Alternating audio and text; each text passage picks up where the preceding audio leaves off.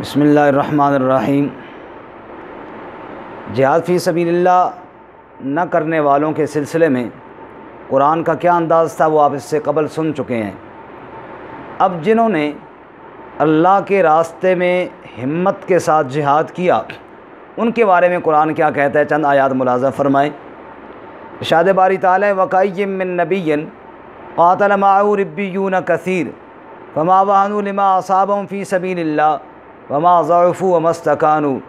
کتنے نبی ایسے کہ ان کے ساتھ کتنے اللہ والوں نے قتال کیا، دکھ آئے، تکلیفیں آئیں، لیکن وہ انہوں نے سستی نہیں دکھائی اور کمزوری نہ دکھائی، بلکہ اللہ کی راہ میں قتال کرتے رہے۔ اللہ ایسے ایمان والوں کا کتنا محبت اور فخر کے ساتھ تذکرہ فرما رہے ہیں۔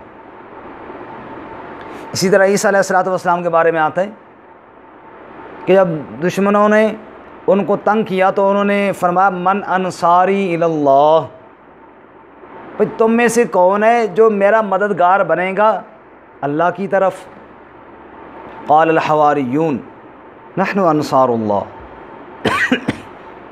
تو عیسیٰ علیہ السلام کے ان ساتھیوں نے کہا ہم اللہ کے دین کے مددگار ہیں، تو اللہ تعالیٰ نے وہاں ان کا تذکرہ بھی فرمایا۔ اسی طرح سورہ یاسین میں انبیاء کا تذکرہ کر رہے کہ انہوں نے لوگوں کو دعوت دی، لوگوں نے انکار کیا۔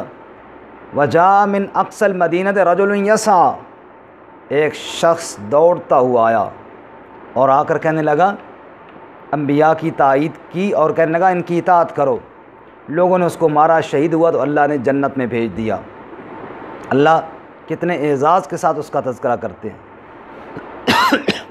اسی طرح سورۃ النساء میں اصحاب رسول صلی اللہ علیہ وسلم کا تذکرہ اللہ یوں کرتے ہیں الذین استجابوا للہ والرسول من بعد ما اصابهم القرح، زخمی حالت میں تھے، عہد سے جب لوٹے تو زخموں سے چور چور تھے، اللہ کا حکم مانتے ہوئے پھر لبیک کہہ کے باہر نکل کھڑے ہوئے، اور کافروں نے ڈرایا ان الناس قد جمعوا لکم فاخشوہم فزادہم ایمانا وقالوا حسبنا اللہ ونعم الوکیل۔ کافروں نے کہا جی کافر پھر جمع ہو رہے ہیں، ان سے ڈر جاؤ۔ اللہ فرماتا ہے ان کا ایمان بڑھ گیا اور انہوں نے کہا حسبنا اللہ ونعم الوکیل، سارے جہان کے کافر جمع ہو جائیں، ہمیں ہمارا اللہ کافی ہے۔ اللہ فرماتا ہے فانقلبوا بنعمت من اللہ، پھر اللہ کی نعمت ان پہ آئی اور وہ کامیاب ہو کر واپس لوٹے۔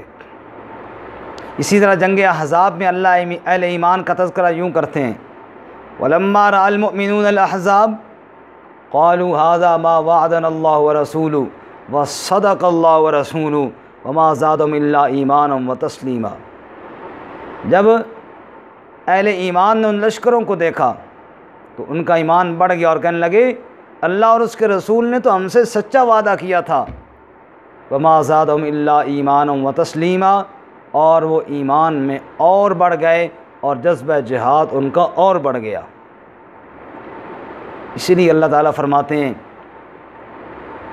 لا تقولوا لمن يقتل في سبيل الله اموات بل احیاء ولكن لا تشعرون، جو اللہ کی راہ میں لڑتے ہوئے شہید ہو جائے اس کو مردہ نہ کہو، وہ زندہ ہے، تمہیں اس کی زندگی کا شعور نہیں۔ بل احیاء عند ربهم يرزقون، وہ رب کے ہاں رزق دیے جاتے ہیں۔ جو رب کے پاس مہمان بن کے پہنچ گیا ہو اس کو مردہ کیوں کہتے ہو، مردہ کیوں سمجھتے ہو؟ شہادت ہے مقصود و مطلوب مومن، نہ مال غنیمت نہ کشور کشائی۔ اللہ تعالیٰ ہمیں بھی ان قرآنی آیات پر عمل کرنے کی